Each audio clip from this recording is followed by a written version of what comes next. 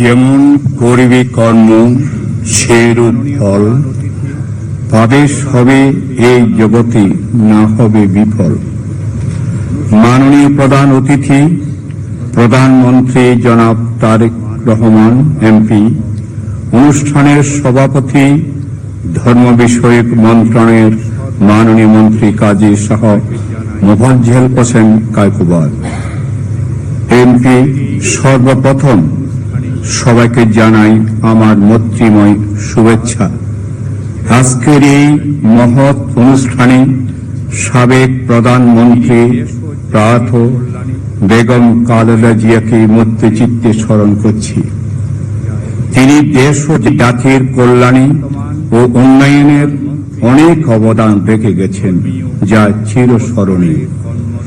বর্তমান প্রধানমন্ত্রী এই দেশে ধর্মীয় উপাসনায় কর্মরত ইমাম, মুয়াজ্জিন, খাদেম, পুরোহিত, সহায়ক, বিহারের অধ্যক্ষ, উপাধ্যক্ষ সম্মানী ভাতা প্রদানের উদ্যোগ গ্রহণ করেছেন। তার এই মহান কল্যাণ কাজের জন্য মাননীয় প্রধানমন্ত্রী মহোদয়কে ধন্যবাদ ও কৃতজ্ঞতা জানাই। এই দেশের সর্বস্তরের মানুষের কল্যাণ ও জাতি উন্নতি কল্পে ধর্মীয় গুরুদের সম্মানী প্রদানের মাধ্যমে উপকার ও সুরক্ষা সাধন করছেন।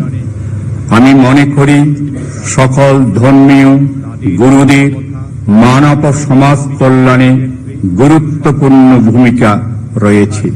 তাদের মানবতা, মনুষ্যত্ব বিকাশের ক্ষেত্রে সকল বৈষম্য পরিহার করে দেশ, জাতি ও সমাজের কল্যাণে অধিকতর দায়িত্বশীল ভূমিকা পালনে ব্রতী হতে হবে। একে অপরের প্রতি ভালোবাসা, বড়দের প্রতি সম্মান সূচক আচরণের মাধ্যমে একসাথে কাজ করতে হবে। যারা আগামী দিনের সুনাগরিক হয়ে দেশ ও রাষ্ট্রের পদমর্যাদা লাভ করে মৈত্রীভাব জাগ্রত করে বাঁচতে হবে। সকলকে লোভ, দেশ, মোহ, হিংসা ও অতিরিক্ত ছাওয়া পাওয়া পরিত্যাগ করে পরিমিত ও পরিশীলিত জীবন যাপনের অভ্যাস স্থলে দেশ ও সমাজের উভয়ের জন্য মঙ্গল হবে।